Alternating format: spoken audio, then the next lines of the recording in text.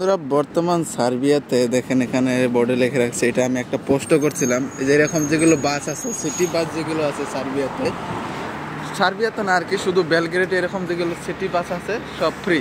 আমি যখন আসছিলাম তখন এগুলো ই করতে হতো, কার্ড বানাতে হতো এবং কি টাকা দিলে, ড্রাইভারকে টাকা দিলে ও টিকিট করে দিত আর কি, এরকম টিকিট কাটতে হতো। এখন এরকম ছিল সিস্টেম যে ধরেন একটা লাইনের ভাড়া হলো 100 টাকা, সেই ভাড়া এখন যদি আপনি 10 মিনিট যাও নেমে পড়েন, ওই 100 টাকা দিতে হতো, এরকম আর কি 100 দিনারই দিতে হতো। আপনি আধা যান আর ফুল যান, পুরা লাইনের ভাড়াটা আপনাকে দিতে হতো। কিন্তু এখন এই 2025 সালের 1 তারিখ থেকে এটা চালু করেছে আর কি। দেখতে পাচ্ছেন এখানে লেখা আছে, সার্বিয়ান ভাষায় লেখা আছে, আমি ট্রান্সলেট করে আমি পোস্টও করেছি, আপনারা চাইলে দেখতেও পারেন।